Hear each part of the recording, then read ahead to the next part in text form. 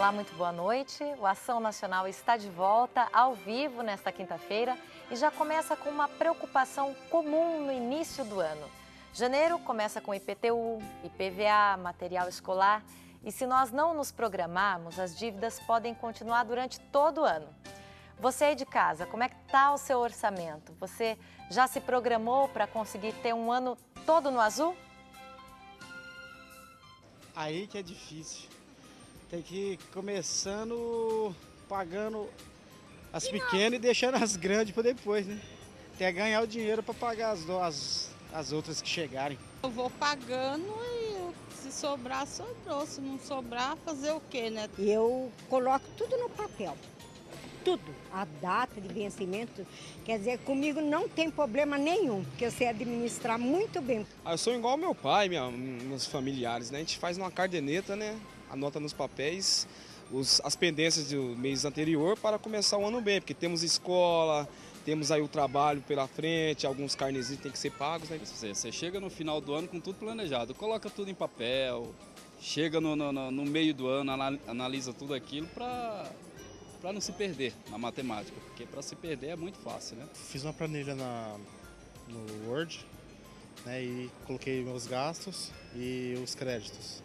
Aí eu recebo o pagamento e divido em todas as contas.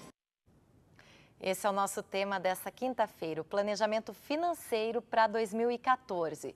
E nós perguntamos para você hoje, qual é a sua maior dificuldade na hora de planejar o orçamento? Participe com a gente pelo e-mail açãonacional@rs21.com.br. Você pode também ligar para a gente no 19 3871 9620 ou então você pode participar pela nossa página no Facebook, facebook.com.br/Ação Nacional. Tem sorteio hoje para quem participar, tá? A gente começa o ano bem. Quem responde às nossas dúvidas sobre o planejamento de orçamento é o educador financeiro Alexandre Damiani, que também fez esse livro que a gente vai sortear. Seja muito bem-vindo. Boa noite para você, Alexandre. Boa noite, quero agradecer imensamente aí pelo convite. É uma honra estar falando sobre esse assunto logo em janeiro, no primeiro programa do ano. Acho que é oportuno, né? Muito oportuno, muito oportuno. Inclusive nesse seu livro aqui, Verdade Financeira, como utilizar os juros da vida a seu favor, que a gente vai estar sorteando no final do programa para todo mundo que participar, você começa com uma pergunta que é tão simples, mas que na hora que a gente faz para a gente, pega o que realmente é importante na nossa vida, na sua vida. A gente deve começar por aí, será?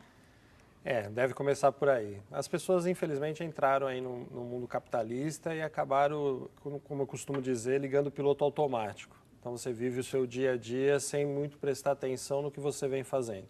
Muito legal nos depoimentos aí que a gente assistiu, é que algumas falaram o seguinte, né? A gente vai pagando as contas. Se no final do mês sobrar alguma coisa, tudo bem. Se não sobrar, a maioria das pessoas faz o orçamento assim. Ela recebe o dinheiro dela, sai pagando todas as contas e no final do mês ela vê se sobrou alguma coisa.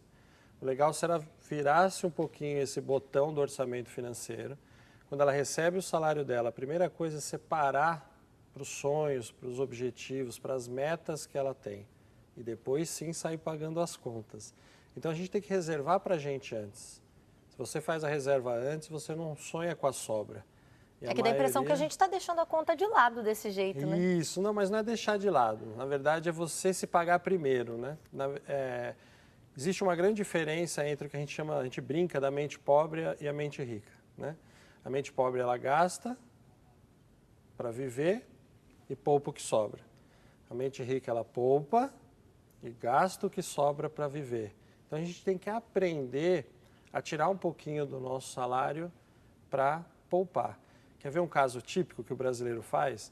O brasileiro responde o seguinte, olha, se eu não tiver um carnê para pagar, eu não consigo guardar dinheiro. Olha a estratégia que ele fala, eu preciso ter um consórcio, eu preciso ter um financiamento, porque aí eu consigo poupar.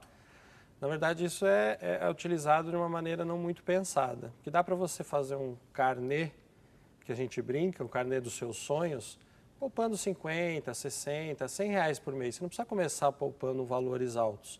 A maioria fala assim, mas eu não consigo poupar muito, então eu não vou poupar. Mas o poupar é um hábito igual ao gastar. Então a gente tem que mudar um pouquinho E esse a gente hábito. consegue tranquilamente, esse a gente já aprendeu desde pequenininho, a gente aprende a gastar. Alexandre, quando a gente fala de planejamento, que também é a nossa intenção de hoje, né? Além o poupar faz parte de todo um planejamento. Tem gente que tem empresa, por exemplo, além da família. Nesse caso, a pessoa precisa ter 2 tipos de planejamento, um pessoal e outro empresarial. Como é que funciona isso? Essa pergunta é fantástica. A gente atende muitos empresários. O empresário, principalmente o pequeno empresário, né? O pequeno empresário, ele mistura todas as contas. Alguns empresários nem sabem o que é prolabore, ou seja, o empresário não coloca um salário para ele. Como é que ele faz? Olha, se a empresa der lucro, eu tenho dinheiro. Eu tenho dinheiro. Se a empresa der prejuízo, eu não tenho dinheiro. Então, para esse caso que você falou, é necessário ter uma vida financeira para a empresa e uma vida financeira para a pessoa física. E uma regra muito bacana é estabelecer um prolabore, estabelecer um salário, porque o empresário confunde lucro com salário. Salário é uma coisa e lucro é uma outra coisa. Então, define um salário, 2 mil, 3 mil, define-se o salário, para que ele monte o seu padrão de vida baseado no salário e não no lucro ou prejuízo que a empresa venha a ter. Então, para quem é empresário, 2 contas completamente separadas, 2 orçamentos distintos, né? No caso, esse é o empresário, mas todos nós, de certa forma, precisamos de um planejamento. Com certeza. Eu falo que todos nós deveríamos ter um orçamento similar ao orçamento de uma empresa. Por que a gente fala isso? Onde vai o seu dinheiro? A maioria responde, eu não sei exatamente para onde vai o meu dinheiro. Vai para a conta. Não, vai para o dia a dia. Né? Para pagar as contas. Para pagar as contas. Para pagar supermercado. Isso, e para o dia a dia mesmo, para um passeio, para uma pizza, para um café, ou seja, ele não faz uma organização e ele acha que o que está desequilibrando a vida dele são as grandes contas. Prestação do carro, da casa, mas na verdade o que desequilibra são as pequenas contas que ele não coloca no papel.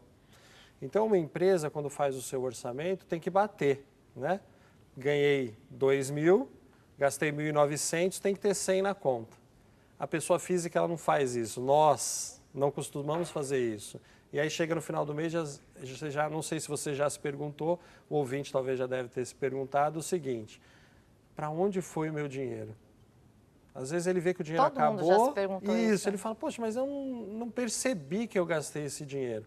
Então, quando você fala de planejamento, e algumas pessoas falaram no depoimento, você tem que anotar tudo que você gasta e separar por que eu chamo de áreas de resultado, ou seja, moradia, educação, transporte, lazer, saúde. Então, você tem que dividir por áreas para saber quais são as áreas que estão te consumindo muito dinheiro e quais são as áreas que estão aí saudáveis financeiramente. Vamos fazer o seguinte, Alexandre? Vamos lá. A gente está só começando o nosso bate-papo, daqui a pouquinho a gente volta explicando como fazer então esse planejamento financeiro. Já está chegando dúvida, tem sócio novo também chegando aqui com a gente na Rede Século XXI.